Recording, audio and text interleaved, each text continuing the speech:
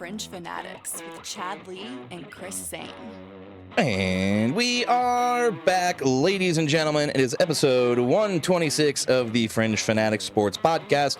I am Chris Zane. And I am Chad Lee. Thanks for tuning in. Yes, thank you all very much for tuning in each and every week. We greatly appreciate it.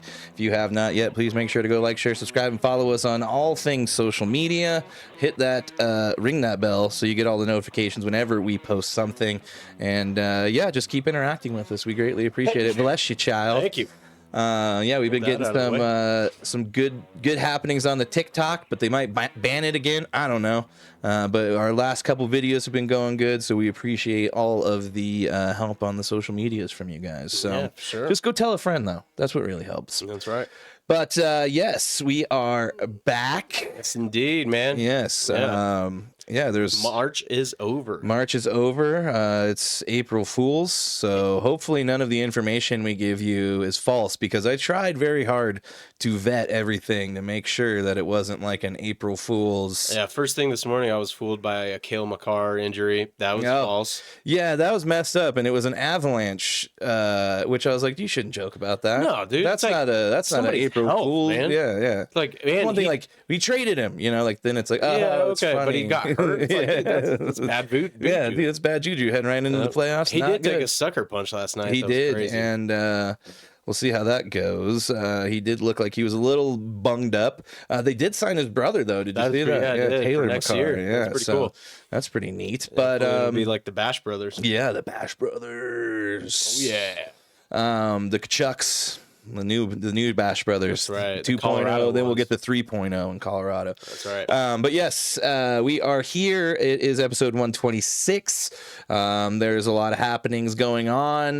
We had the NFL owners meetings this week, so some things came to a head. Some things got put back on the back burner, but lots of stuff happening. We are, 8 games away from the end of the NBA season? Is that what it is? Let's see, 32 and 43. So there is 55. And math. Yeah, something like that. They're 7-1.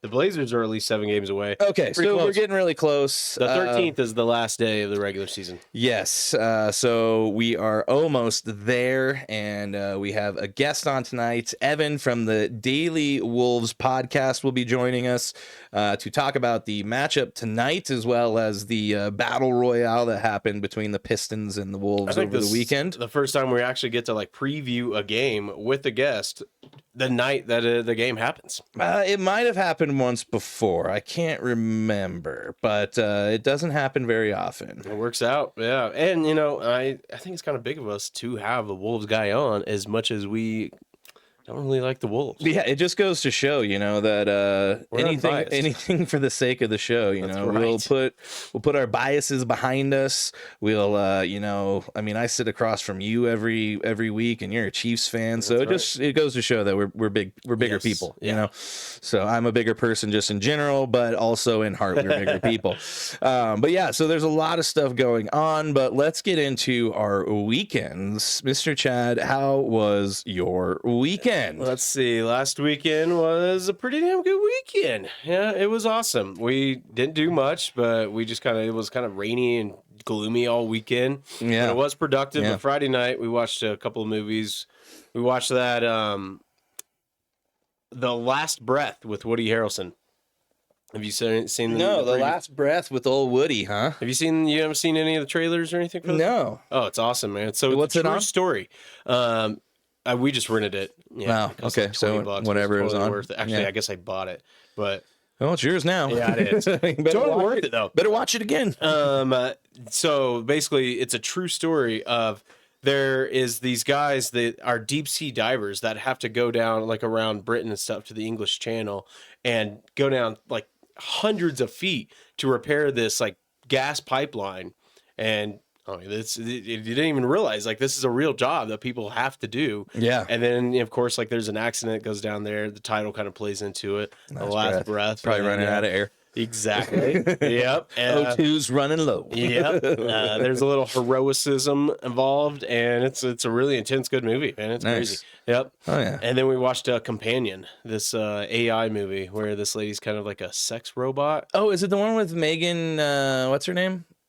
What's her Megan Fox? No, Oh, no, I don't know about that one. because there's one where she's like a nanny, and then the dad ends up like, or like she starts trying to manipulate the dad into like she's like an AI robot, and Okay. she's trying to like bang the dad basically. Yeah. Yeah. I don't know about that one.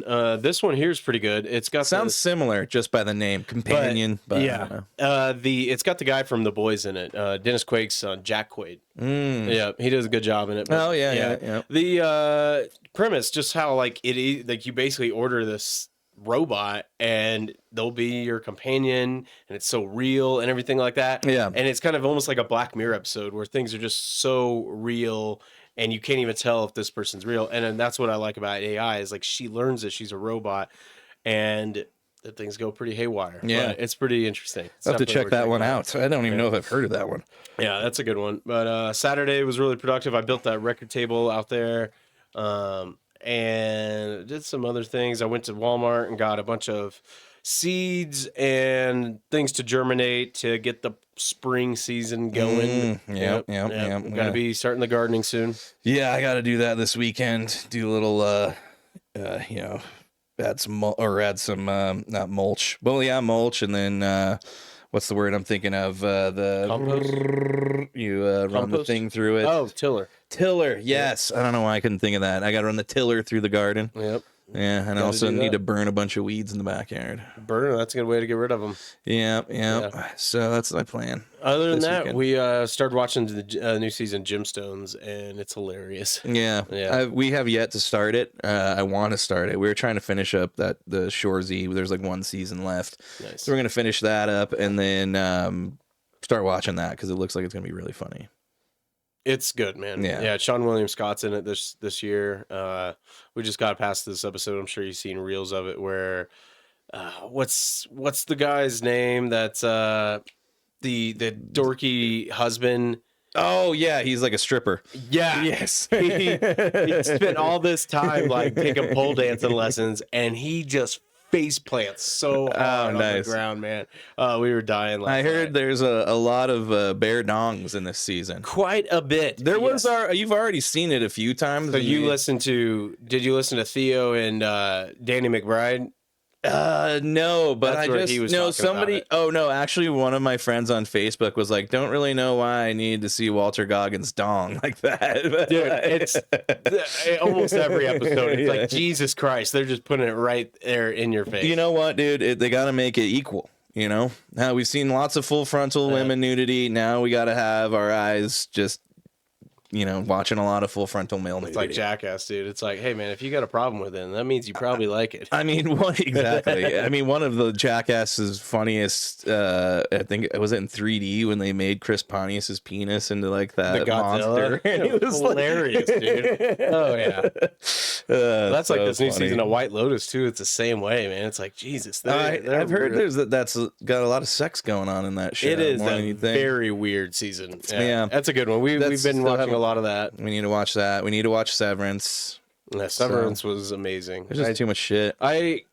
After Severance, kind of considered that probably up there with Breaking Bad, Game of Thrones. Really up It's there? It's that good? Yep. Huh. Yeah, I saw that clip of the dude doing like the HBCU the marching band. the marching thing. That band was really dance. cool. Yeah, I guess Yep. that guy actually was like an HBCU marching band person. Is back that then. maybe I that's think probably so. why they had him do that? That was I don't cool. know, but I thought I read something about that. But either way, that looked pretty cool. You should listen to the New Heights with Ben Stiller. That was a really good episode. Was it? Nice. Yeah, he was just kind of really giving a good insight on it, and he's just such a cool dude, man. He's made Nice. so many. Talked about Tropic Thunder and stuff. Yeah. Yep. It's a good movie. Never make that movie again. Yep, never. Yeah, he talks about that. You can't have too many actors in blackface after that one. Honestly, don't even know how they did that one as late in the time. Oh, that's what's great period is he said, he was like, "I'm never gonna apologize for this. It's a joke. Yeah. Like, get over it." And it was clearly an actor, that's just really into method acting. What I'm can you playing a dude. Playing a dude. What do you mean, you people? What do you mean, you people? Oh, excellent movie, man. It's an excellent movie. Well, that's cool. Yeah. And that What about you? Well, it's Thursday. I invited you to the game. I understand why you had to turn me down because we did not get home until like midnight. So it was a late one. I mean, I was drop afraid at of that. 8. And then it actually went pretty quick, thankfully. But the Avs won 5-0. It was a good They game. whooped ass. Yeah. Who'd you end up going with? My brother Jeremy, my cousin Joey, and my cousin Joey's friend Dan. Cool. I think. Score. Hell yeah. If he listens to this, which he probably won't, but if he does, I'm sorry if I forgot your name. And then Friday just kind of took it easy, and then Saturday we went and we were cultured, and we went and watched a play at Su Teatro down there off of Santa Fe and what is it, like 8th or 9th? It's that Mexican theater right there on Santa Fe. The place that Meryl works at on Thursdays and Fridays, they actually, the lady who owns it, her daughter was in this play, and it was like based off of like Aztec culture, Mayan culture, and then like it was like a folklore story about like a love story that what took place back in the day, and then like in present time. It was pretty good. Oh, cool. I don't know. I haven't been to a play, and I don't know how long. I don't even know if I've actually been to a play. I think the last time was like school. Grade school. Yeah, pretty when much. They made you go to a play. Yeah. But it was pretty good. Awesome, man. That is it very was called cultured of you. Zanya Always and Forever. Wow, that does sound like a play name. Yeah. So Well, it was very pretty cool. good. Other than that, I'm trying to think. Sunday just kind of took it easy. Just did shit around the house. That's about it. We've been watching, I mentioned Shoresy. That's a good show. You should watch it. I think we're on the last season, but other than that, trying to think. That's probably about it. Drive to Survive yet? No, I watched 2 more episodes, so I just got to when Leclerc won Monza. I think we're at the same spot. Yeah. I think I counted because they're not like numbered on Netflix, but I'm on episode 7, I believe. I think you're one. Oh yeah, then we're on the same one. Because Yeah. I think I just finished 6. Like they do this new thing where they have those 5 drivers that are like best friends start to kind of like video record their interactions and hanging out together and stuff. Yeah. But, other thing we were watching, Deli Boys on Hulu. It's like I think I remember hearing about this. It's pretty funny and it's very violent. Oh wow. Yeah.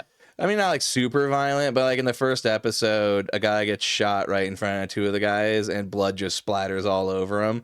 And then they both scream. It's pretty funny. That's it's like the first episode of Gemstones. I was like, oh wow, this is not. It wasn't like a comedy. The first episode. Bradley Cooper is starring in it. Oh, nice. Yeah, little B Coops, dude. Yeah, fuck him. He's an Eagles fan. Fucking dick. That's what I'm saying. I did see some funny April Fool's things about the Chiefs today. Well, not just the Chiefs. There was a lot of them. There was another one with like the Cowboys holding the Lombardi trophy. It's like, There's one with Mahomes and the 3-piece shirt. Yeah, I saw that one. Yeah, I think that was NFL memes that did that. Dang. Internet remains undefeated. Yeah, they'll always win, unfortunately. Well, let's get into some sports. Let's do it. Before Evan joins us here in about 17 minutes.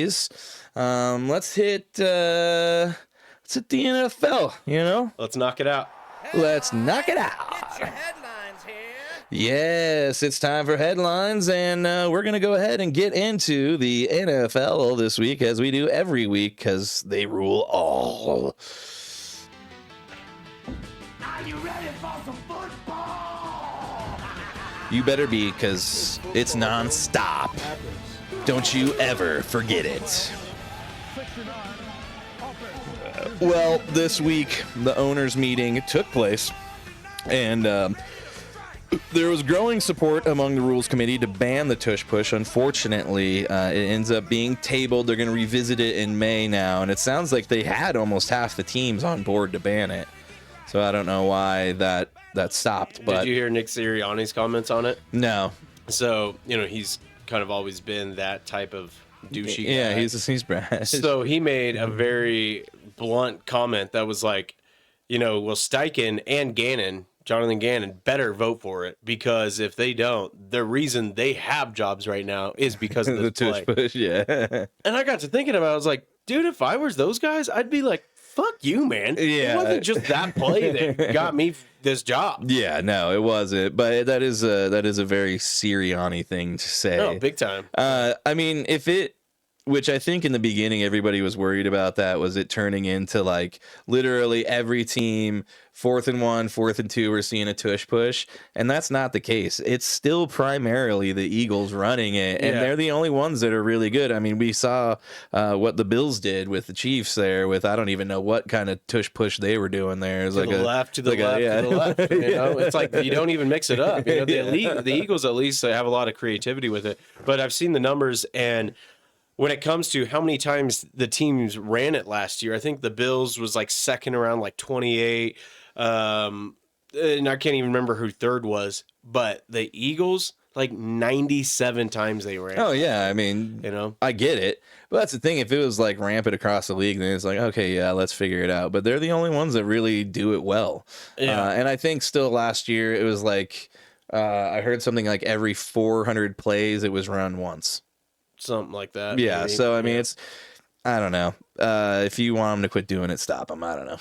Well, the problem is I like Mark Schler's comments on it a lot too. You know, it's like he said, this is coming from an offensive guy too. It's like, on defense, you can't, push somebody to try to like, make a play or anything like that. Yeah. So it's kind of contradicting. And, for him to kind of say that as an offensive guy, most times, he would think he takes the side of the offense. Yeah. But, if you're going to take away something that you can't do on defense, he said back in the day, like, if you're on defense, you can't do that. Yeah. And so it's kind of messed up. Well, I mean, we all know that most of the rules that are implemented nowadays are to benefit the offense and not the defense. But and speaking of that takes there might be a into, little bit of a change coming. Why don't you take us into that one? Yeah, into the new rule with the kickoffs.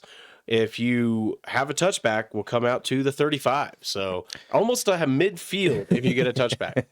I mean, I get it. It's just like, just move it back to like the 10 so that they don't kick off. They don't have a chance to kick touchbacks. You know what I mean? Like, why keep moving them farther out? I don't know. It all seems stupid. What do you mean? It's like to make sure that they kick it in the zone. I know, but I'm just saying they moved them out to like the 35 for the kickoff, and then now all those guys can easily boot it 90 yards on a run. No, so if they... Yeah, if I know they you're take a touchback, then they get the ball at the 35. I'm just saying, like, if they're worried about the touchbacks, just move the kick further back. Oh, to like the 10. Yeah. I see what you mean. I thought you meant no. where you're going to start the ball. No, okay, yeah, we were just we were right there. But No, I agree. I think if that's the plan to make them run it more, then make it so. Yeah, I mean, even we saw so many teams last year just say take it at the 30. I don't give a shit. Well, and that's just the thing about like the whole tush push. It's the player safety, but like so many people say, it's like. You can't use that argument when you're trying to put an 18th game in place. Yeah. When you don't call defensive player defenseless like receiver or head-to-head contact unless it's a primetime game. Like, there's so many contradictions. It's like figure your shit out. Well, I mean, hopefully we'll be able to figure some more stuff out this year as, like you just mentioned, hits on defensive players, face masks, horse collars, tripping, and running/roughing the kicker can now be reviewed. And while, you can't add, like say, there's a guy right next to the flag, the penalty, pulling a face mask, you can't add any flags to the play, but you can pick up and change calls that have been previously made. So, hopefully this doesn't add too much more time to the games, as that's always been the big worry about adding more replays. But it's kind of like what I've been saying. If we're going to be putting a bunch of money on this and all of the leagues are in bed with betting and gambling, then we better get it right at the end of the day. Well, and if there's a lot of times where they have those like sped up and expedited reviews, it doesn't take less than 10 seconds most times. That's why I do like the XFL thing with like the I guess like angel ref up in the top that could just be like, no, that was wrong. Yeah. It's just like, we don't need to go look at it. Like someone could just be like, no, that was wrong. And that's what they did in the NFL last year. And they were just talking about that on McAfee, how they started to implement that a little bit towards the end of the season. It's like, just to expedite. They didn't even need to go underneath the camera and take a look at it. They just get it from up top. Boom. Let's move it on. Because the play that first comes to mind is I believe it's Sam Darnold that got his face mask yanked around. No, it was Jared Goff. Right? Oh yeah. Got his face mask just totally jacked around, and then a no call. So it's if you see that, boom, horse collar. There's a lot of times it looks like the shirt or the horse collar. Now we can just right away. Boom. And then another thing, now both teams will take control of the ball in overtime now, which is another thing a lot of people have complained about. I've always just been of the, like, you should each get a chance. Like, it shouldn't end on a coin flip. I mean, it's worked for a long time. But again, with, like, the gambling and stuff, it doesn't make it necessarily fair, Yeah. Kornheiser brought up a really good point, though. That was like when they first changed that.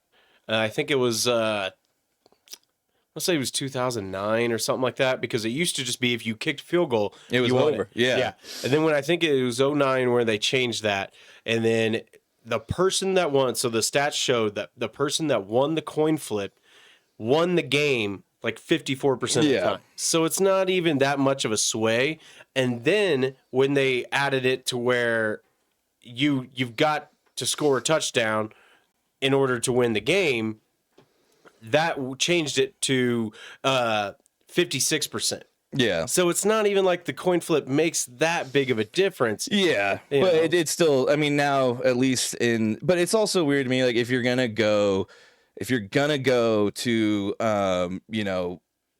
in the playoffs where everybody gets a chance, and then in the regular season it's not the same, like, it doesn't make any sense. Like, just make it all the time. And I think they need to compete with the college, because I mean their overtimes are awesome. Yeah, it is way funner to watch. I'll watch Boise State and Alabama State if Especially they go when on they go to overtime. like 8 of those 5 back-to-backs. overtimes, man. Yeah. It's awesome. There was one time last year I had like some money on the line, and I was going to get like a $20 payout, and it was a game that was going back and forth. It was like Oklahoma State and somebody else. They went to like 4 or 5 overtimes, and it was like super exciting, man. Like, I'm just like, come on, like, just finish the goddamn game. Just, I want this money, man. So Let me win. I think, I really think they should just kind of move to that. I think, like, because we should mention as well, they're not extending the time in overtime. It's still going to be 10 minutes. So maybe if both of them This could score, lead to more ties, honestly, well, because they're gonna run out of time. that's what I'm saying. Yeah. If they do, like, after this year, they try it out and they're like, okay, that didn't work. They both scored a touchdown in 10 minutes. I mean, that's 2 possessions. Then you got a tie. Then it goes to sudden death. Yeah. I mean, penalty shots in hockey, soccer kicks. That's what I was it's thinking, awesome. dude. We just have the Oklahoma drill out at the 50s, and now you're Go 5 back biggest to guys, Belgers, dude. Have that one where I think it was like in Colorado where like helicopter drops the ball. Oh, I think it might have been like I forget what it was, but it was like I thought it was Colorado School of Mines. it might have been, but yeah, that was cool. They only did it for like that one game. Yeah, Yeah, it a was pretty helicopter sweet, dropped the dude. ball, and It's 2 like- guys just ran for it. Talking about, man. I've always said they should put spikes on the shoulders, man. Yeah, just turn it into Mutant League Football. That was That's one of my awesome. favorite games growing up on the Yeah, old NFL Street. Sega Genesis. Dude, NFL Blitz was the best. It's like your player broke his leg. Do you want to give him this shot to keep him going? Yeah. Come on. Dude, in Mutant League Football, your guy's leg would come off. You'd be That's running and nuts, step dude. on a landmine, and then you're dead. See, and the that ball was just fun, flies dude. up in the air. That's what I'm talking about, man. Dude, I have been. That's what we addicted to want. College football. You need to get it because I have been playing a lot of college It pisses football. me off. Yeah, it's only available on the new systems. It's Yeah. upsetting. Yeah. I wish they put it on the old school one, but I just got to move up in the world. The Apparently, graphics are great. They I are. played her nephew 2 weeks ago, and it was funny because she was always like, ease up on him, don't beat him so bad.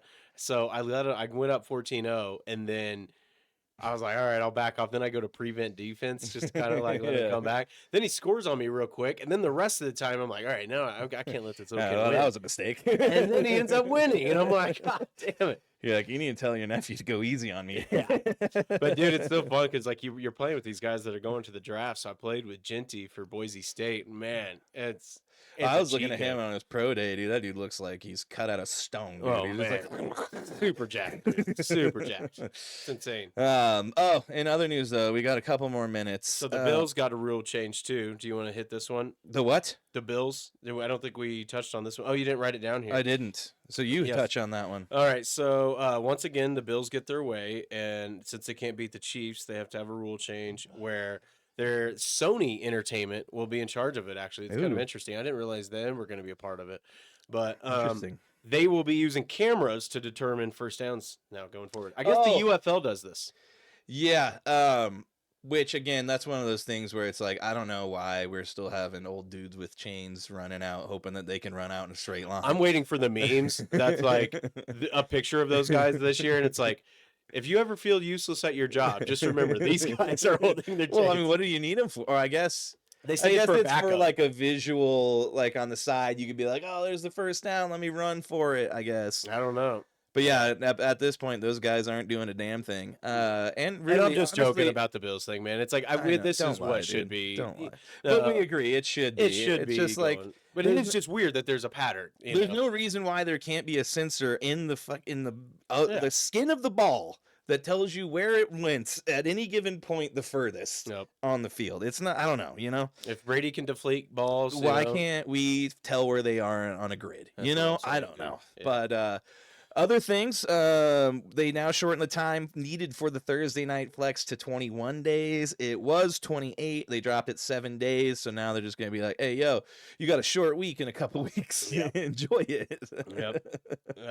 Then the other news is, does Jimmy Haslam's admission on Deshaun Watson mean he will never start again for the Browns? Both the Browns and Giants said they won't force their hand at QB at 2 and 3. So yeah, I'm wondering what are they going to do? Today, I did see this post, and I'm not sure, you never know. These are rumors, but coming from Shedeur Sanders' camp, it is pretty much a lock, I guess, that they're going to take him at 2. Really? Yep. I saw a funny thing, Dion talking to Shedeur about if he gets drafted by the Giants, and he's like, man, every pregame speech you're going to be getting baptized before you go out there. I was like, oh, man. Could you imagine that QB room, dude? I mean, the meme. You can never have a bad day, dude. You'd never have a bad day. One of my favorite ones is like a picture of Will Smith and Carlton from Fresh Prince, and it's like the Giants QB room right now. Literally, Jameis Will. Yeah. I mean, Russ I just Carl, watched you just see Russ just Jameis over there.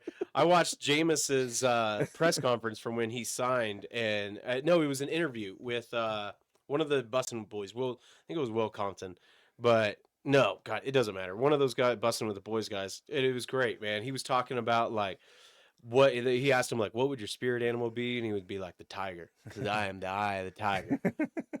It's just great content, man. Yeah, no, you can't go wrong with him. Nope. He's classic, and yeah, I mean, from the slogans to the pregame speeches, that would be a disgusting quarterback room to be in. Just so much positivity. Oh yes, yeah, be pretty rough. But Malik Neighbors would get old. He would get tired of. That's for sure. Yeah. Oh man, well, we got a couple minutes here. I don't really know what we can cover. Got like 3. I think we could probably hit Daily Dogs real quick, and these. Let's do it. Daily. Call them 1 or 2 minutes later. Should be all right. Well, he's gonna join us, so. Yep.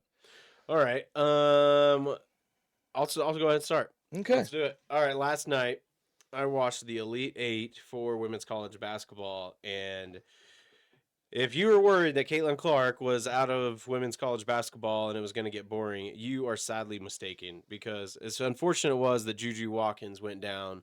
I mean, we could have had a classic game last night with Juju and USD versus Paige That would have Beckers. been good. But this girl is tearing it up. She had another legacy game last night.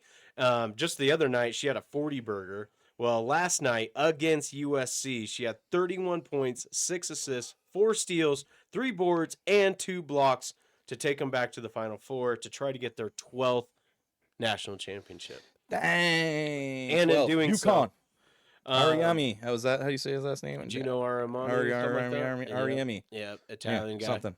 So, and in doing so, she moved to 3rd all-time in UConn's women's college basketball history scoring. Wow. And she's done that also in like a ridiculous amount of less games than some of the other women too, because she tore her ACL. Yeah. So, yeah. Damn it. Yeah, she's exciting to watch, man. Yeah. It was awesome watching her. It'll be fun to watch her and Caitlin Clark, unless they're somehow teammates, which I don't think that's going to happen. I'm trying to think of who finished last in the WNBA, but Paige Beckers is your daily dog. Daily dogs out.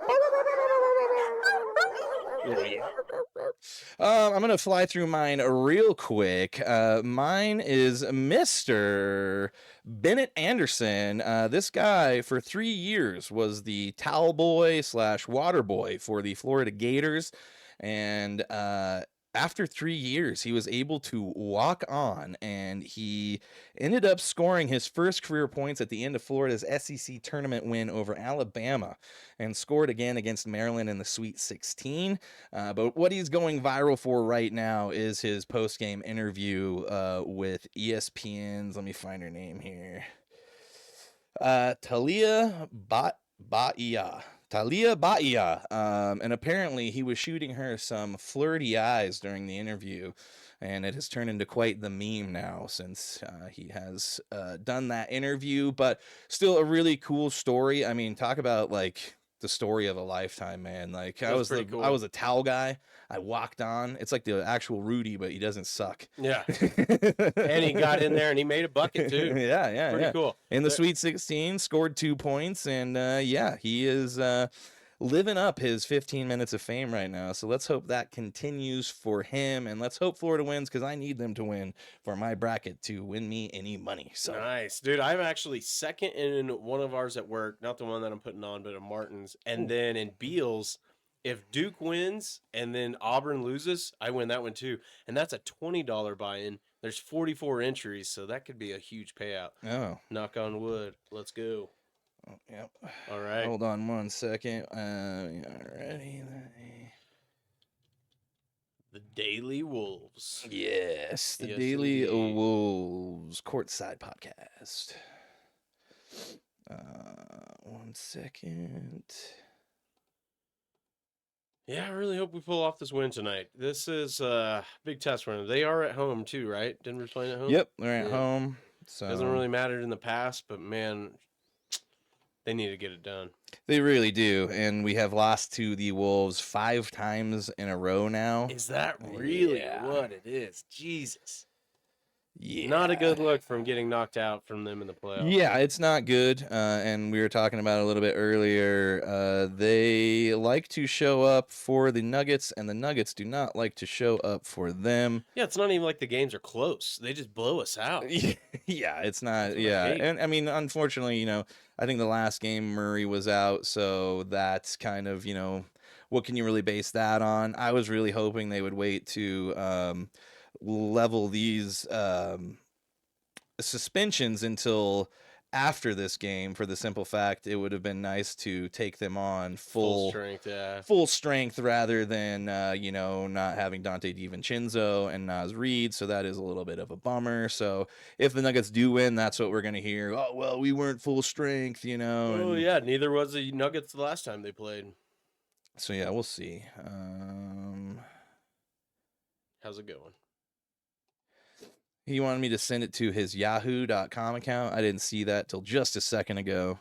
So I sent it. Cool. He should be joining us hopefully here shortly.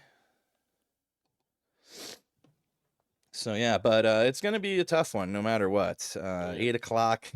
Nuggets tend to not play very well on the old primetime games for some reason.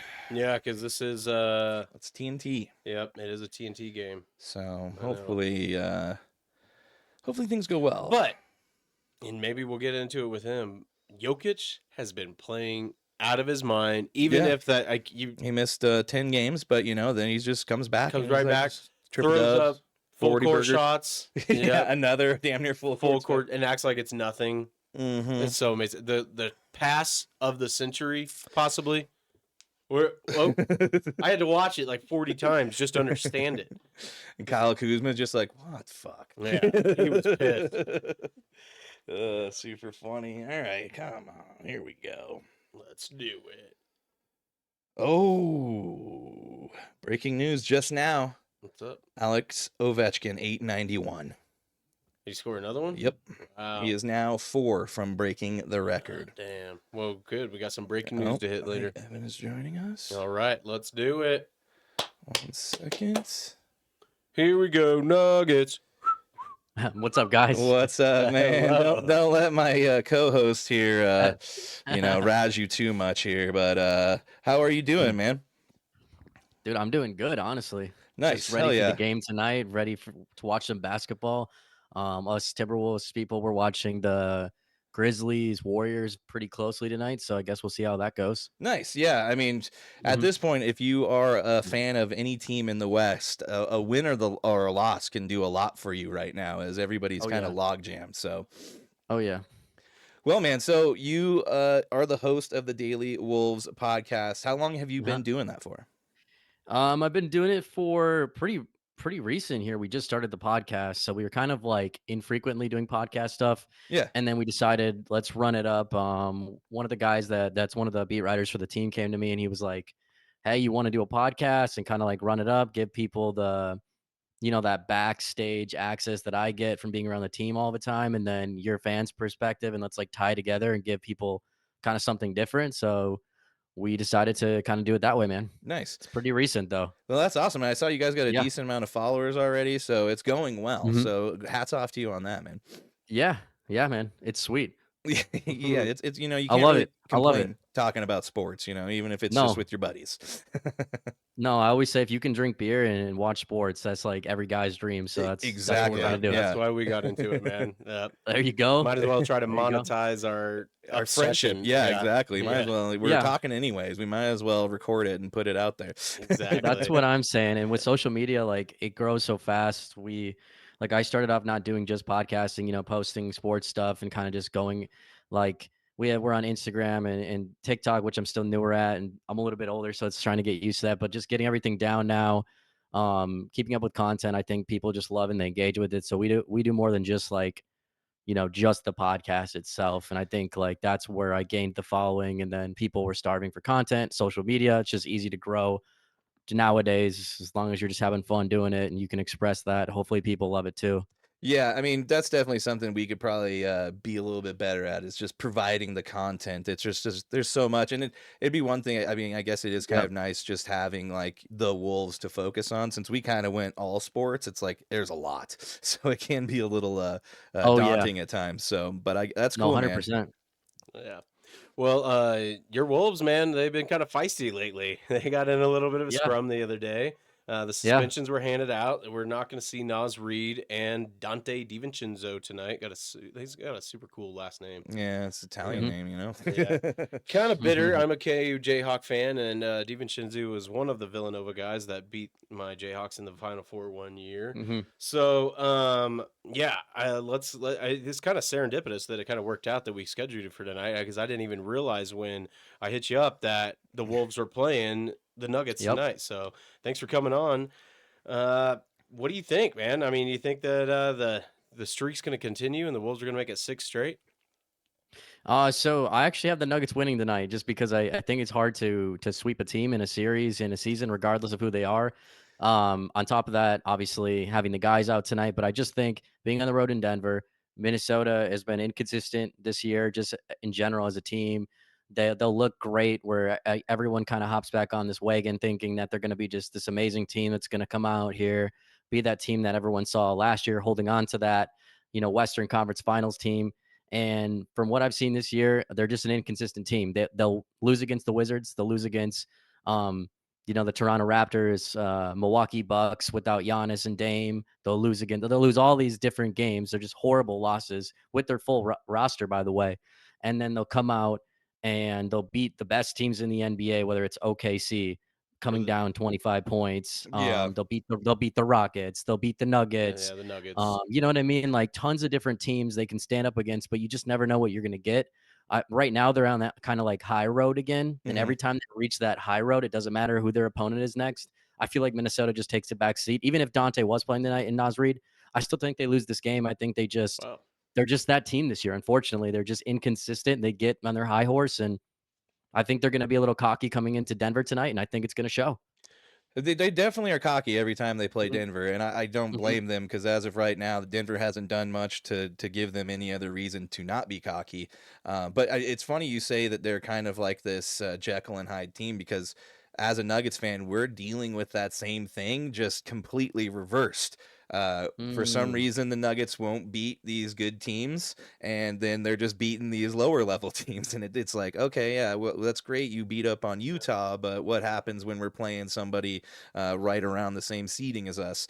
And that has been kind of like one of these like pull your hair out things where it's just like, guys, why can't we just put together a string of good games? You know, like I think what is we're going 100%. on? I think we're dealing with the same kind of like problem as well. Where if you remember earlier in the season, I think it was Anthony Edwards that came out in that locker room and said, like, I don't even know Mhm. what our identity is. It's like if it isn't me or Mhm. Randall scoring, I don't even know Mhm. what our offense is. And in the same way, we got Jokic, which is Mhm. the almighty godly Jokic, but then when he's off the Yeah. court, we rank like 28th on offense. Yeah, they're Mhm. terrible. I think Jokic is so. First of all, I have Jokic as my MVP of the league this year. That's I'll what say I'm that I'm a talking Wolves about. fan, Yeah, and that's a I lot talk coming up. from Wolves fan. No, That's no, no. I awesome. talk up. I talk up. Yeah, we've had him. We had Adam Mars who covers Yeah. for the Denver Nuggets for you Nice, guys yeah. on, and I told Adam that too. I think I have Jokic as the best player in the NBA right now. I think he's fantastic. He's one of my favorite players, just in the NBA in general, just to watch. I think it's fascinating to see a player do what he does. I've never seen anything like it. So he's just one of a kind. I think he contributes to winning more than SGA. That's just my opinion. I think a guy that's going to get a triple double every night. Yeah. That's just absolutely insane, unreal. The fact that he might average 29 points, what is it, 12 assists or 12 Yeah, he's going to be rebounds, the first 10 NBA assists, something like player that, to do that, and to then finish and top then not 3 in winning those. MVP Yep. is just insane. Like Yeah. so, but of course, the league they push. They don't want an MVP to continuously win. We've seen that in the past with Giannis, LeBron, Steph, all those different I guys. mean, Michael And I Jordan think probably should have won more than he did, you know? Yeah. So But 100%. true. The league wants to push these young stars too, and yeah. SGA is another young star. And I get it. Their record is number one in the West and winning. You know how this league works, even with All-Star voting. If you're winning, that's how Sengun made the All-Star team this year Yep. for the Rockets. Like it just is what it is. So, but yeah, Jokic is so fun to watch, man. I'm so excited to watch him tonight. I think he's fantastic. And like you said, we have Anthony Edwards. You guys have Jokic. They're so fun to watch go up against each other. They seem like pretty tight off the court, which is like I see them like dapping each other up and Yeah. meeting in That's the cool. back I and do stuff. feel like there's Yeah. that Jamal Murray and Ant don't like each other. I No. don't know if that's just I don't know who Jamal Murray really likes, in all honesty, but Uh-huh. it does seem like there's a little animosity there. But I mean, it has been fun to watch Jokic. But and like you said, in Mhm. terms of winning, Jokic does provide that more for the Nuggets, because if you look at like what Oklahoma's been able to do, effectively resting like 2 of their starters and like rotating in Yep. these last few Yep. games and still blowing people out, it just goes to show that their depth is so much more of a benefit to SGA than Jokic has, which is Mhm. basically aside from the other 4 guys starting, not much. No, yeah, 100%. And that's why, again, Jokic is probably the MVP. I mean, you put him, um, if you put SGA and you swap them, I don't think SGA can carry the way that Jokic does with what he has around him right now. And not to say, Um, the Nuggets are a bad team at all. It's just we see OKC's roster. It's absolutely stacked. It's so deep. It's probably the deepest roster in the whole NBA. So, and you see it when guys rest. But yeah, I think always a guy that gets your team involved is awesome. I think tonight it's also interesting to see all the guys. Are they going to be playing for the Nuggets tonight? I know everybody's listed right now, kind of Yeah. questionable all over the place. What are you guys hearing? I guess from that aspect. I think that if anybody's going to miss, it's going to be Aaron Gordon. Murray, I could see him trying to play just to try to get some redemption. I think his injury report was a right string tightness. Hmm. Um, and he had kind of a banged up ankle recently, but I think he's kind of past that. But I think he needs to get some redemption against Anthony Edwards. But yeah, with the illness to Aaron Gordon, and they've really been trying to nurse that calf strain that he's got, Hmm. they're going to sit him. And to me, I think he's a big factor because we can beat really good teams when Gordon plays. We have a real. Jokic can have a good game. Murray can have a good game. Even MPJ can have a good game. But if we're going up against good team, we need Gordon in there. Yeah, we just don't have the size and his ability to stretch across, being able to guard a center all the way down to power forward and stuff and Hmm. even shooting guards to some extent is just something they have to have with their lack of depth, unfortunately. But um, in terms of Anthony Edwards, man, I mean, this guy's still insanely young. Hmm. Everybody is kind of, propping him up as like, the next, not necessarily MJ. I know those were floating around, but he is supposed to kind of be like the next young up and coming guy. What's your guys' thought process on just his growth to this point? Is there I mean, are you guys happy with where he's at, or have you seen some regression, or what's your take on that? So I think until about maybe a couple months ago, Anthony Edwards has been awesome. He's constantly gotten better every single year. I think there's a little bit of regression over the last few months here. I think he's fallen in love with the 3-point shot a little bit too much over the last handful of games. I think you're going to see it tonight. I can tell you what you're going to see tonight if anybody's watching this or listens to the replay of this is you're going to see Anthony Edwards rifling off 3-point shots and he might go in and he might make 50% of them and it looks amazing and you are like holy crap, this guy's amazing because he's one of the, he's leading the league right now in 3-point makes, Yeah. which is incredible by the way. But also Anthony Edwards lately over the last few weeks here, for sure, if you go look it up, he's had multiple games where he's shooting like 1 for 11 from 3 and Wow. he's searching for the 3 and he's just killing the Timberwolves, just killing them, and he's killing their offense because he'll dribble the ball up. um, and watch this tonight too, because he'll do it a handful of times. The Timberwolves will rebound it off the Nuggets miss. Mhm. Obviously, we know the 24-second shot clock, and he'll dribble it down and he'll shoot the ball instantly with a pump. Like he'll just shoot it across half court and he'll just shoot it right away. And he just misses so many of those, and it just staggers Minnesota's offense so much. Obviously, when he's like on a heater, it's It's one good. thing, yeah. It's kinda like when we had D'Angelo Russell, like, and D'Lo played for the Lakers. When D'Lo's on, it's like it's just an avalanche you can't stop. That's kinda how Anthony Edwards from 3 is. We'll see what he kinda does tonight. I will say this, he was dealing with a thumb laceration. I It did was hear that, pretty yeah. bad. It was a pretty bad laceration. It was, it's not been reported exactly where it came about. I just know it was off the court, so I'm guessing at home doing something. Yeah. And he didn't really talk about it. He didn't talk about it with the reporters, but it was a pretty bad one. It required stitches, and it really Oh, messed with wow. them. The other night, Anthony Edwards was horrendous Yeah, he in the didn't game shoot against well. Detroit. Is which hand is that on, Horrendous. left or right?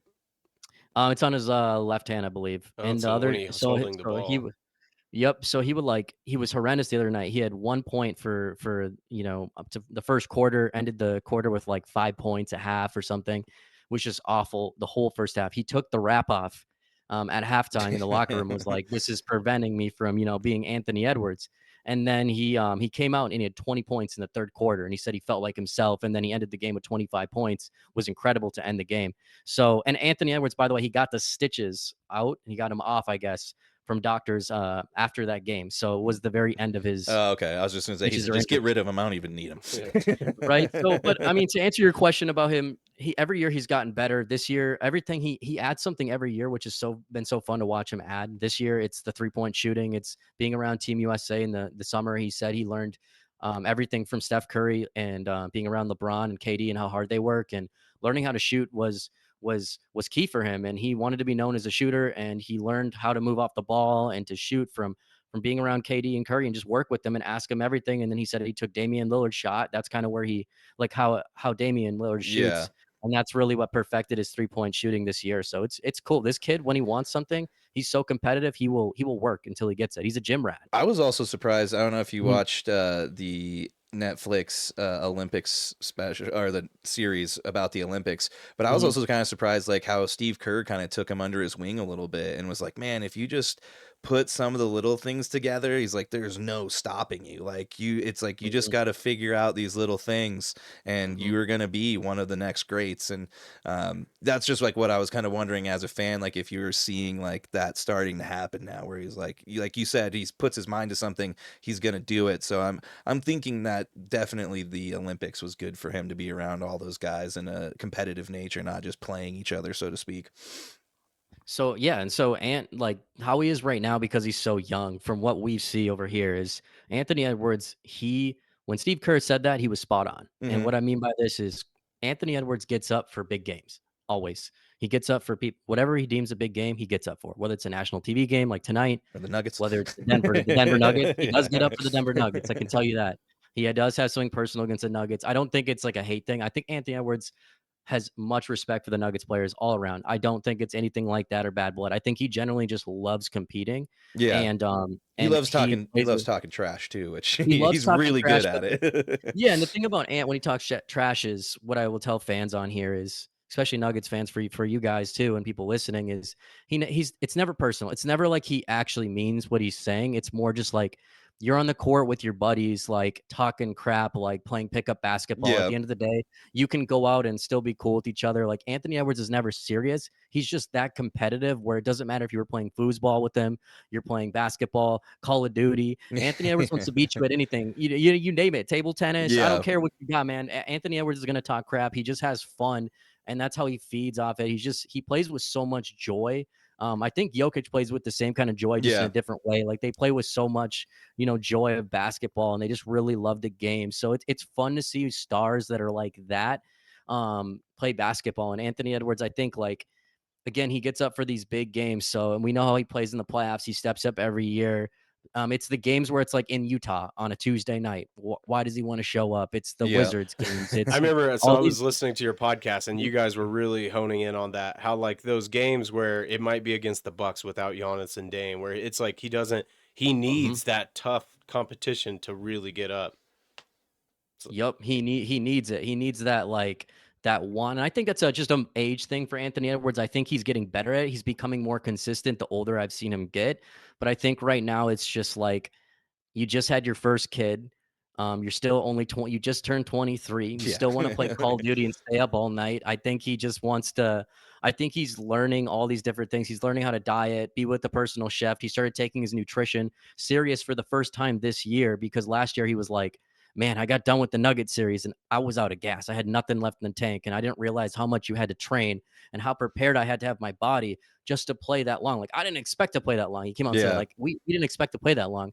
But now we have learned what we need to do and how to prepare our body. And he came into the training camp for Team USA in the best shape he's been in his career, for sure, in Minnesota. And I think like all those things of just growing up, maturing, and just I think that's where Anthony Edwards needs to get. And that's what Kerr's comments are, what you were saying. Yeah, I mean, you brought up his like competitive nature in the Olympics series. He was also like saying he could take on the Chinese table tennis players at one point, and they're like, "Man, shut! You Yeah. couldn't." well, and then he talked about the swimming too. He was like, Yeah. nobody could beat me in swimming. If it's freestyle, I got this. Yeah. Yeah.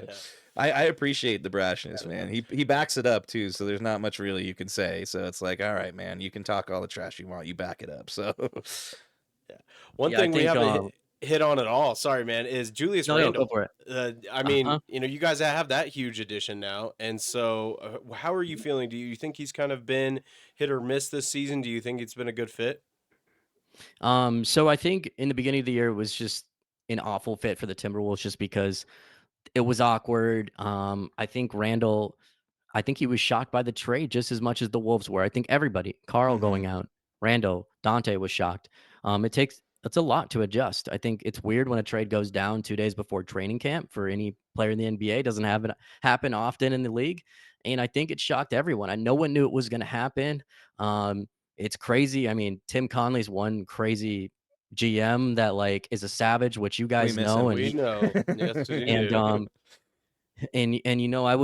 I was told a story where Tim Conley he basically in negotiations it was originally kind of New York coming to him and be like, all right, Carl Anthony Towns and Julius Randle swap. Tim was like, no, like we want Dante DiVincenzo, like he's our guy. And New York was like, no, we're not going to give you Dante. Like we love Dante. Like we're not giving you Dante. And he's like, okay, no deal. If you don't include Dante, we don't want it. But like think about it. Otherwise, we're no deal. So time goes on. The New York calls back, and they call it the draft. And this is just what I've heard. I'm not going to say this is 100% a fact. This is just what I've heard. Yeah. And they say, okay, we'll give you Dante DiVincenzo and Julius Randle. Let's get the deal done. Let's do it. And Tim told him on the phone, I want that first round pick from Detroit now as well because you waited, and hung up the phone like a Oh, savage. What a wow. baller And then move. and then Click. he clicked it because he's just Tim Conley. Yeah. Nicest guy, but you know how he is. Cutthroat Savage, yeah. businessman. Yeah. Savage. And Like a so John Gotti for a GM, man. and that's why the trade went down when it did, because 2 days before training camp, New York calls and goes, fine, fine, fine. We'll give you the Detroit pick, whatever. We'll give it to you. We'll give you the first round pick for this year. And Dante and Randall. And he said, perfect. Let's make it happen. Yeah. So that's kind of how it went down. And so you like it happens right before then. It's crazy, man. It's crazy that it happens right before then. And Julius struggles in the beginning of the year. I think it's a contract year for Randall. He knows that.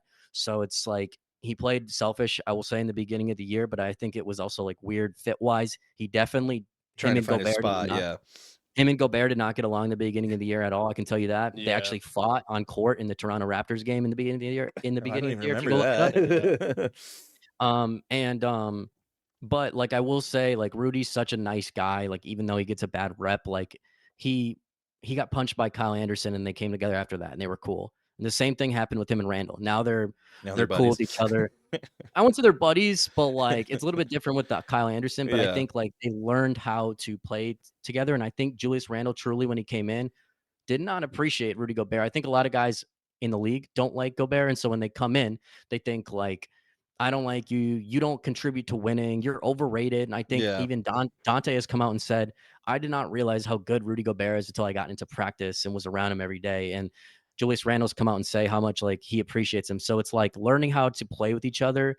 And then after Randle got comfortable, I think he became a team player. I think his scoring went down, but his assist numbers went up. His turnovers went down. He started playing defense for the first time in the whole year.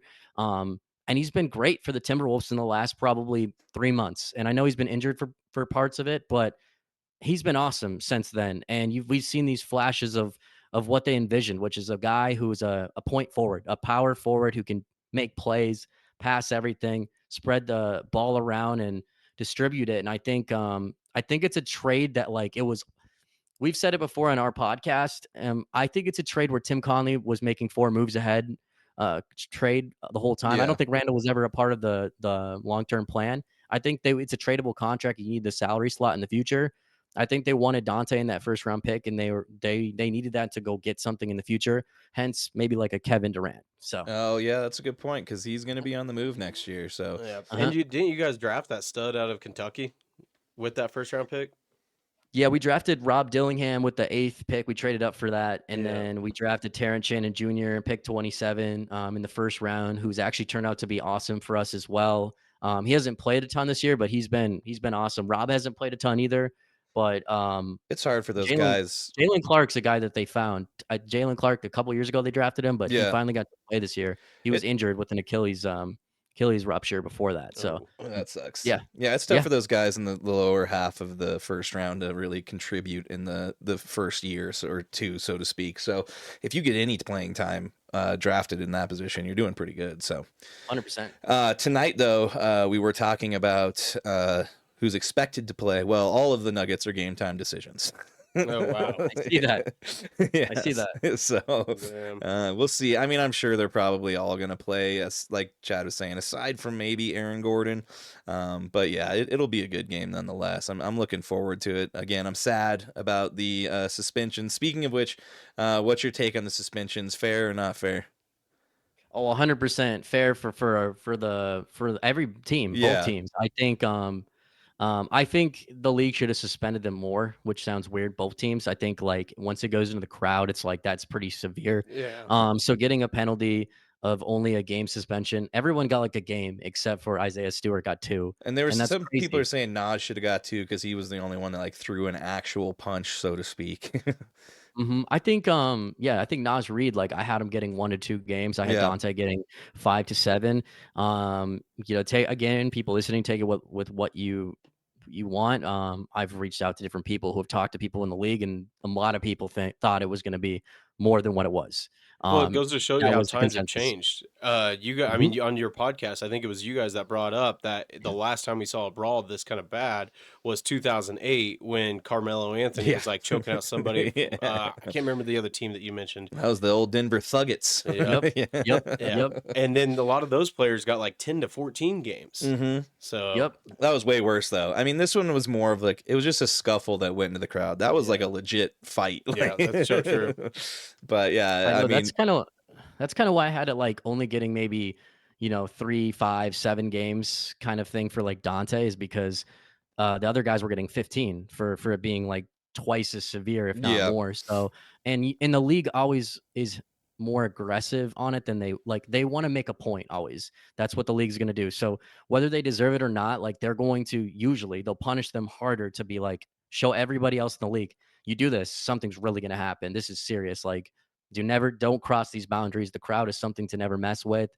we value plans or crowd safety, Yeah. and that's kind of like why I thought it was going to be where it was from what I gathered. And then obviously it comes out it's one, so I can't. I just again, but the commissioner too. Remember this: it's a different Yep.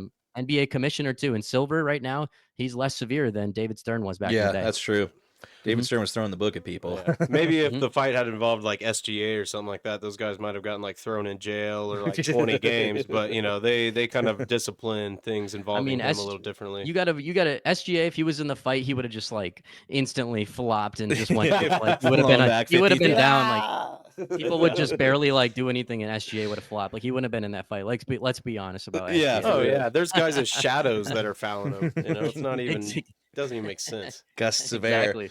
Well, man, we don't want to keep you too much longer because we have a big game tonight. So we'll let you get out on this one, and then we'll let you Mhm. kind of shout out all your stuff. But Yeah. right now, what's your thoughts on the Timberwolves postseason run right now? If you had to Uh-huh. if you had to put money on it, where are they getting to? What's happening? I would put money on the Timberwolves going into the second round of the NBA playoffs and losing it in the second round. I don't know what they're gonna. I don't think they're gonna be like go farther along than that. I think Minnesota right now, again, they're an inconsistent team. I will say this: in a best of seven series, I think Minnesota is going to like they're built for that, just because they're going to choke a game here and there. But that's why it's a best of seven. I think they're a play-in team going into. I don't think they catch the sixth seed. I guess like time will tell. Anything But could happen. but anything can happen. I think they play. They're either going to get the seventh or the AC. They're going to beat whoever they have to, beat in the play-in, and then they're going to go play. I mean, I think if they play the Thunder and they're the A seed, I think they take them to Game 6. I think they give them a little bit of a scare. But if they face anybody like the Rockets, Denver, I think there's a chance they go to the second round. I do think again though that I just still this team it's different than last year. So like even if you guys were to match up against us, for people who listening and Nuggets, like just remember like Minnesota is just there's something off about them right now. This roster, it's not the finished product again. And this is why I think Minnesota's like real team was all in the plan for next year, because I think they're going to make a move this summer for something. I think they realize that there's something off with this team.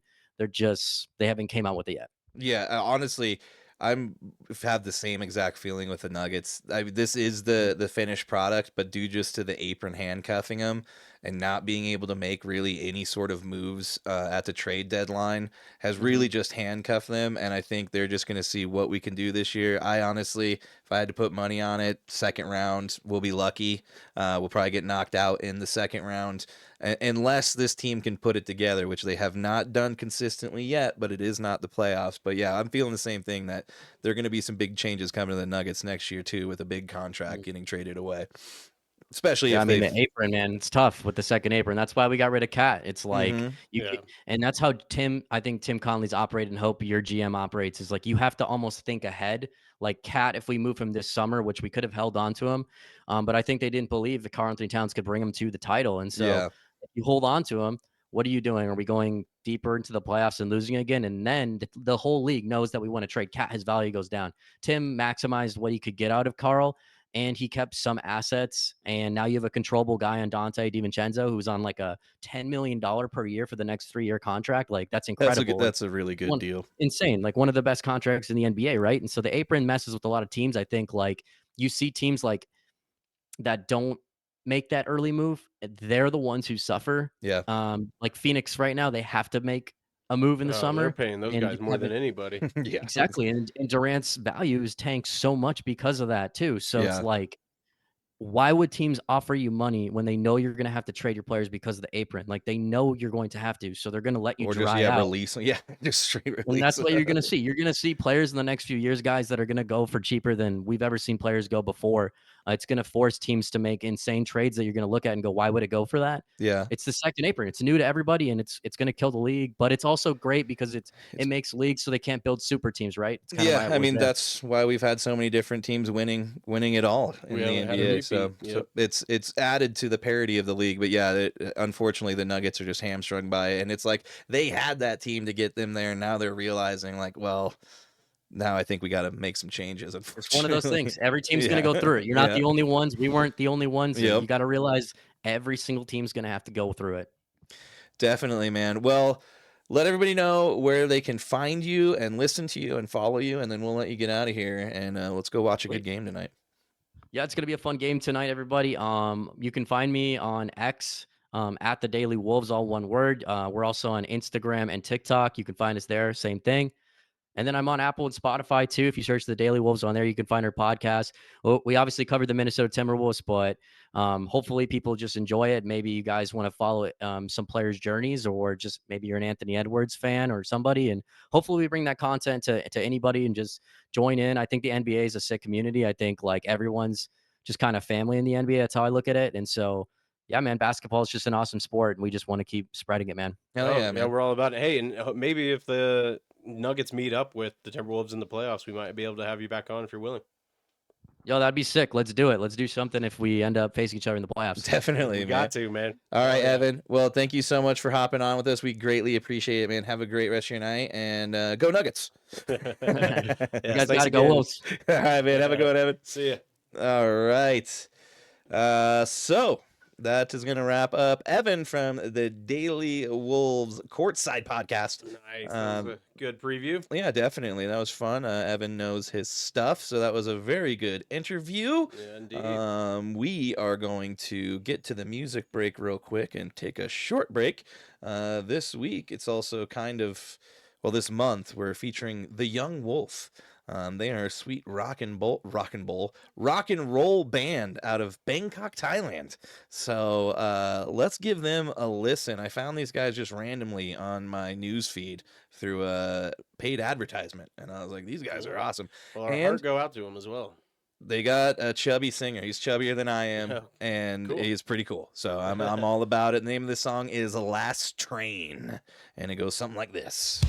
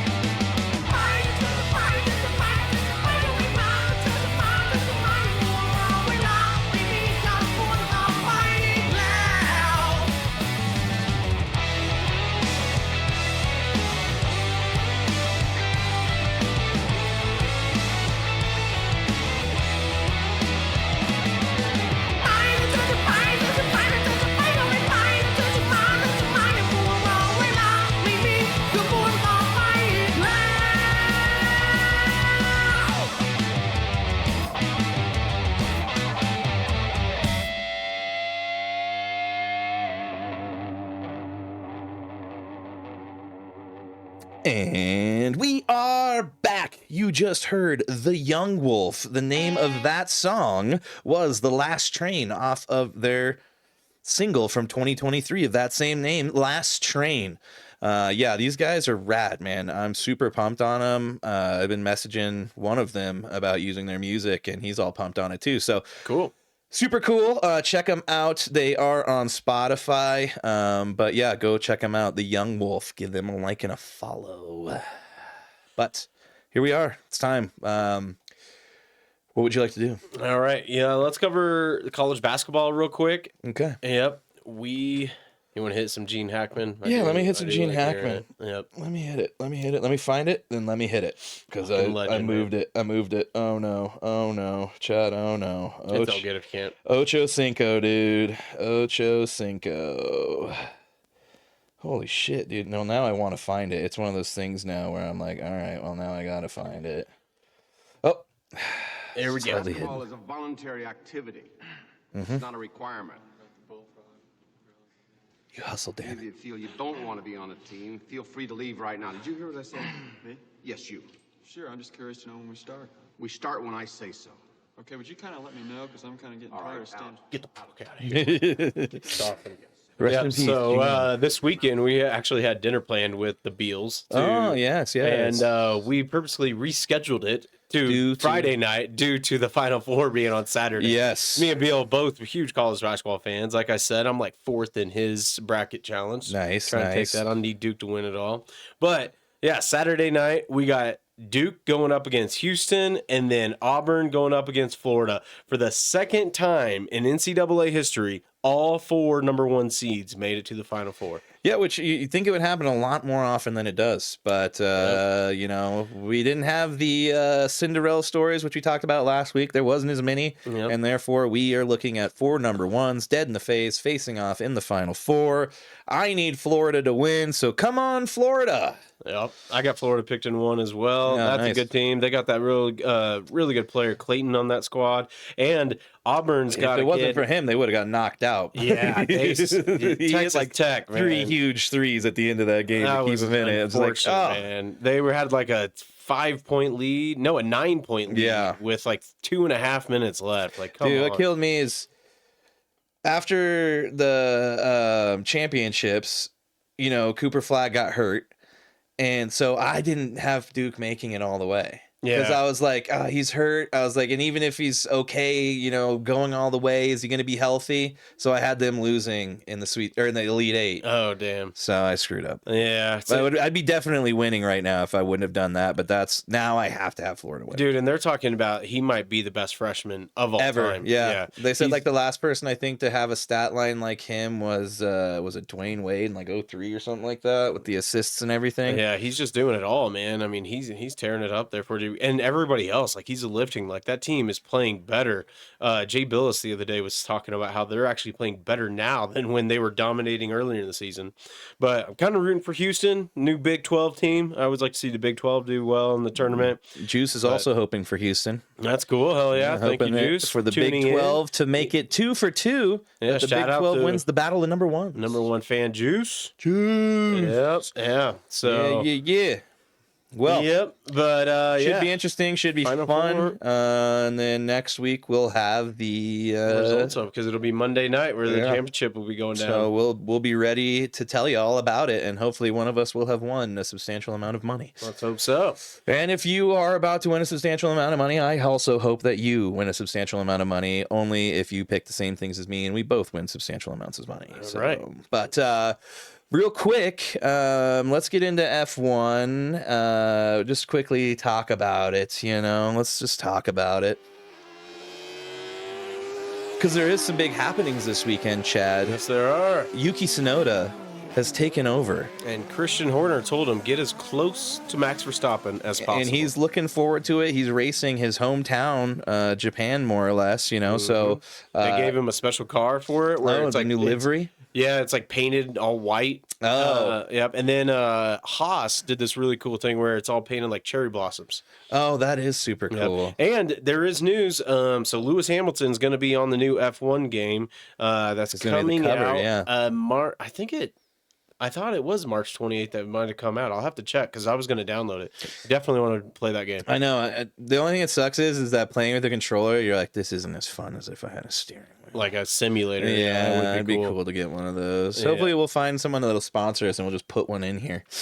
I don't know where, but Probably not here, but the basement maybe. Okay, we'll put it in the Yeah. basement. That's what we'll do. But yeah, the Japan Grand Prix, the Lenovo Japan Grand Prix, is this Saturday, and it'll be at 11 p.m. Mountain Standard Time. So do with that what you will in your time zones. But that is really cool looking. Special white and red. That's Pretty cool. sick. Yeah, I like that. I really hope he does well. Kind of man. over the blue, I don't know. Switch it up a little bit, Yeah, guys. but let's see if anybody can stop McLaren. McLaren's on a roll right now. They are on a roll. Yep. Well, let's get into a little bit of going hard in the paint. Do it.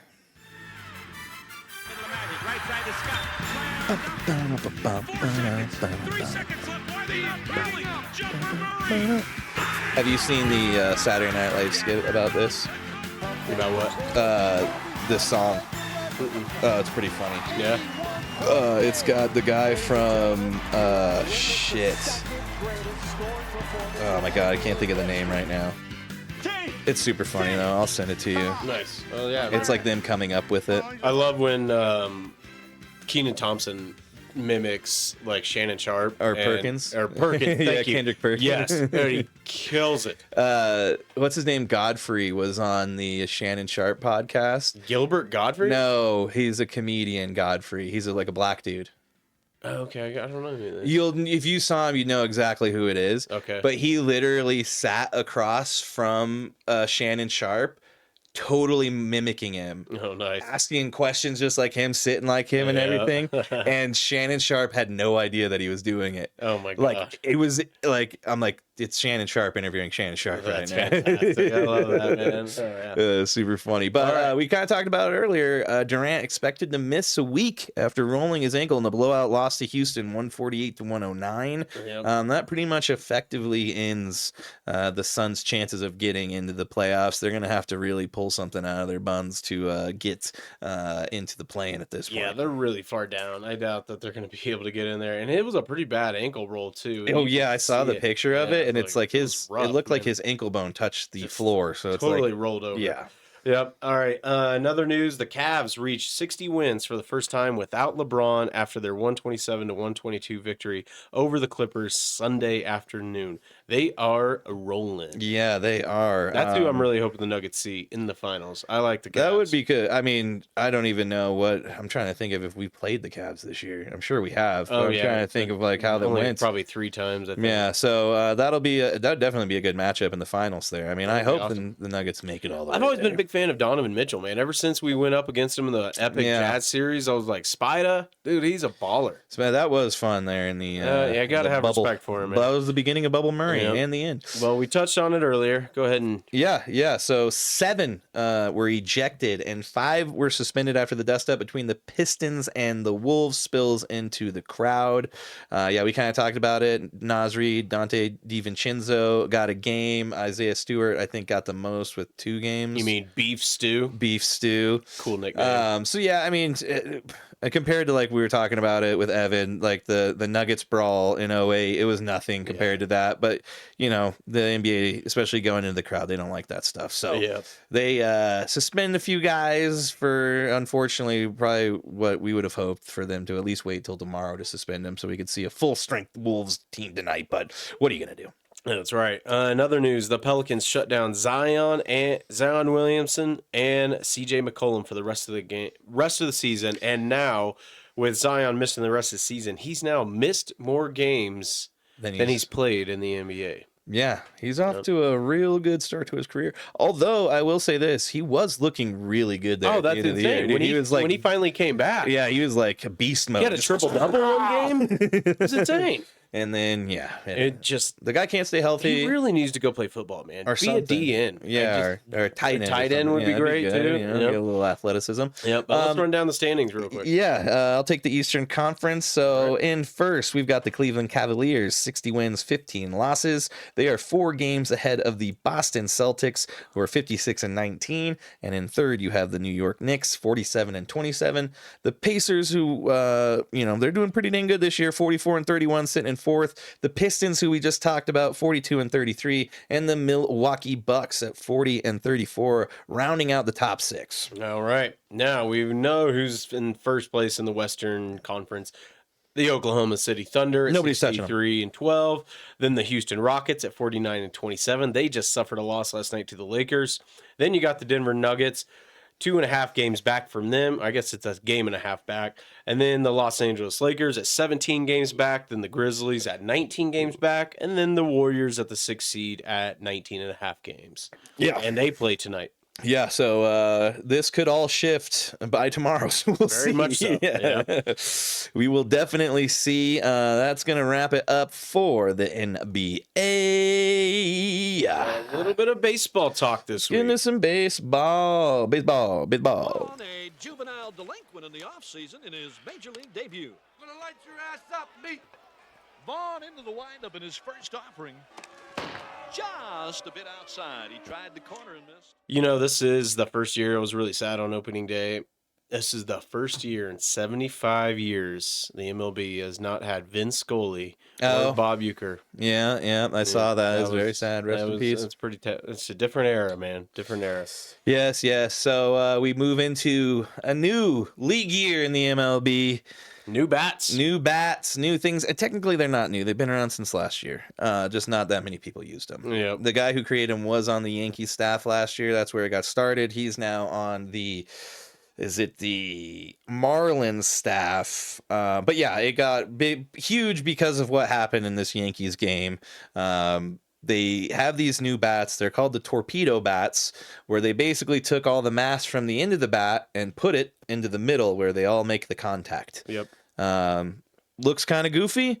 Makes sense. Doesn't really break rules, but kind of seems like maybe it is. It's kind of strange because, yeah, technically. So there was a guy on Kornheiser's podcast, and he was talking about it, and it was like a rules analyst, and he was saying technically they are legal, but. And, you know, I mean, it's like football where you want the offense to do better. The more points scored, the more fans are going to watch. Home runs are up. According to, I think it was Monday, the Yankees already had 15 home runs. And it's not just the Yankees that's using this. They were the ones that kind of like pioneered it. Ellie De La Cruz just used it for the first time last night. Went 4 for 5, had like one, I think a homer, 11 RBIs, and a total of 10 runs. Yeah, so it seems to be working. Yep. And like in that game, obviously, this is why it got so crazy. There was 9 home runs, 3 off of the first 3 pitches that the Yankees saw. So it was back-to-back-to-back home runs. Ended up with 9. They blow out the Brewers 20-9. And that's kind of like why everybody's like, well, he's got these crazy bats. Yep. But yeah, like Chad just said, there's more than just them using it. It's just a lot of them are using it. And I think it just has to do with that guy being there when he kind of came up with the bat. But yeah, I mean, I'm interested to see, because at this point runs are down,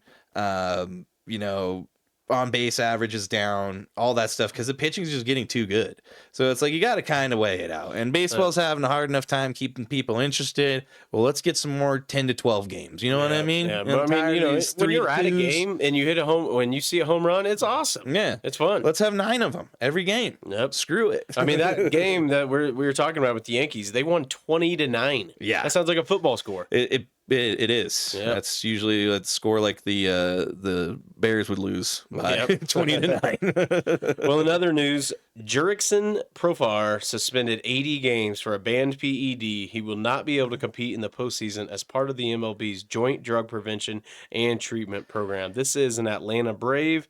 Not good. Yeah, and this is the first I've heard of this, where he'll be able to come back and play in the regular season, but he will not be able to suit up in the playoffs.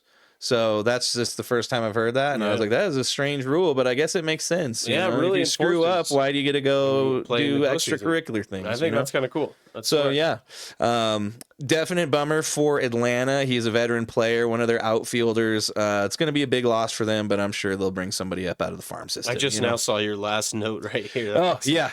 So I told you guys I was going to start watching the Rockies, and I did. I missed the first 2 games, but they lost. It was okay. Sunday, I tuned in, and I watched all the way to the 7th inning, and it was close. And then it wasn't. And it's all due to the Rockies bullpen, and they're terrible. They still suck. I don't know how they'll not lose 100 games. Chris Bryant, their $67 million man, literally has a 0 batting average. Yep. And he's been up to bat. So it's like, I think he's walked once. The Rockies can't hit. They need to get some of the torpedo bats, apparently, because they cannot make contact to save their lives. And then any game they're remotely close in, the bullpen comes in and just blows it wide open. So it should be a good season of Rockies baseball. I'm looking forward to it. Yeah. I'm all in. Well, it's pretty cool. A lot of these stadiums are like really trying to get people in the seats. So they're going to the dollar menu, kind of where hot dogs, nachos and stuff like that are going to $2. It's like, hell yeah. Dude, Let's bring the economy back. Speaking of that, did you, and I'm pretty sure this isn't, this is from a day ago, so it's not April Fool's. Coastal Carolina will be offering free concessions at home football games to elevate the fan experience. I think it's kind of fair. I mean, they're like basically saying you can just go up and acquire 4 items per concession stand visit, from hot dogs, popcorn, nachos, and fountain drinks. So you can just go up 4 times. You know, when you're paying this much money for the tickets, that's what should happen. I'm paying you $150 to sit in this uncomfortable ass seat that I barely fit in next to the people here. Yep. And I should at least be able to get a hot dog. I'm tired of Empower Field charging $17 a beer, dude. It is dumb. Fucking Ball Arena is worse, man. Ball Arena is way worse. Yeah, Ball Arena is really expensive. It's bad. I mean, they're doing the like cheaper stuff too, like everybody kind of is now. But yeah, like beers and stuff, it's like I shouldn't be paying $17, $18 for something I get for $3.60 at 7-Eleven. That's why I go for the liquor. Yeah. Beer doesn't get me drunk enough. I'm like, I just go. I get it. Yep. But then liquor, it's quicker. Like $27 for one drink. Then it is way more expensive. And like, you want to double, and you're like, well, of course, I don't want to come back. And they're like, that'll be $50. And they measure it like they're a scientist too. Like, not a single drop more. I spilled some. I got to pour it back in. Sorry about that. Charge you extra for that drop. You got to pay for the spill. Yeah. But that was really cool. Honestly, I had to double check the Coastal Carolina thing because I was like, I thought I read that yesterday because it's April Fool's, guys. You never know. Yep. So, penalty box, let's hit that. And then do you want to hit the UFC and get out of here? Or do we have stuff to talk about? I don't have anything for UFC. Okay, then let's hit the penalty box and let's kick rocks, as they say.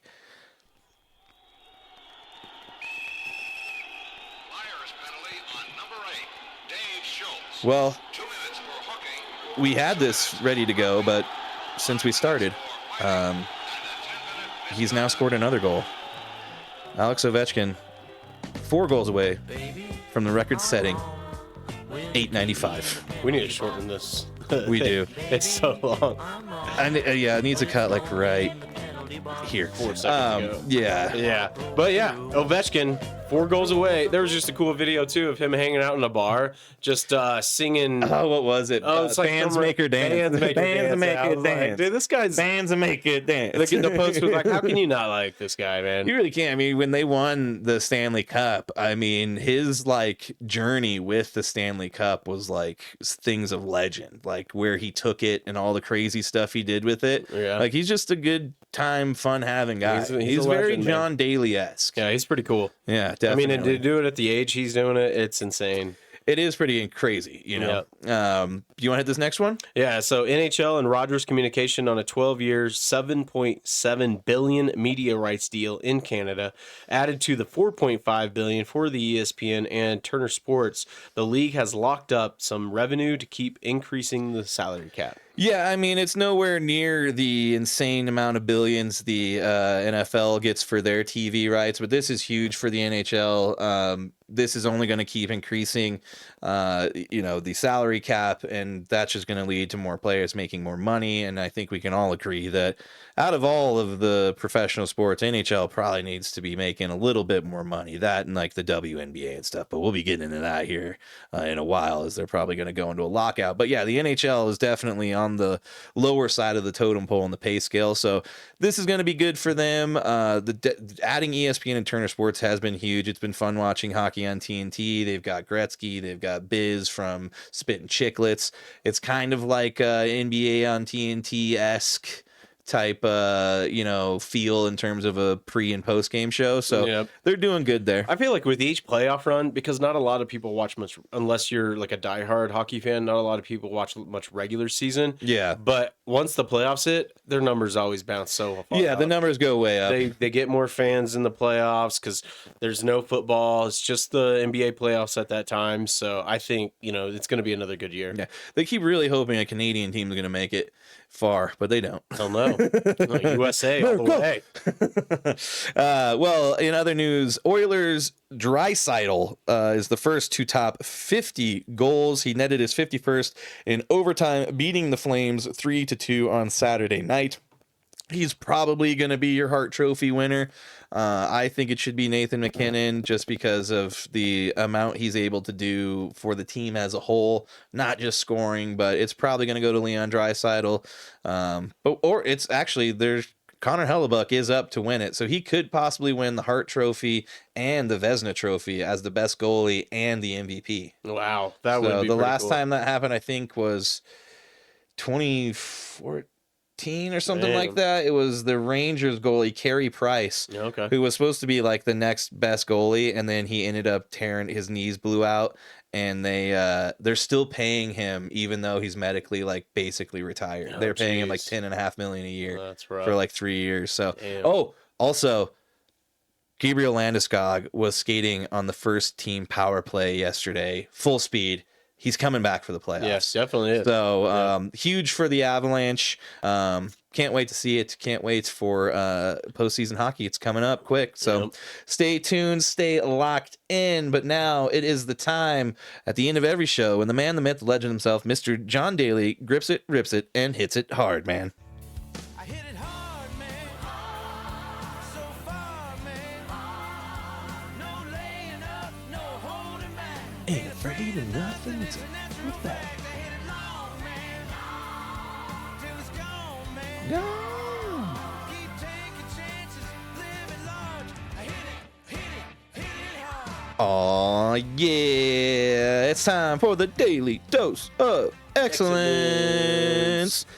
And this week, I'll let Chad take it, but we're doing a little NBA action this week. Yes, indeed. We saw it on Instagram, and we had to hand it to Mr. Scotty Barnes out of the Toronto Raptors. Yes. This is another Canadian story, actually. Canadians. Yep. Yeah, so originally posted in the Now Toronto story by reporter Beatrice Ferreira.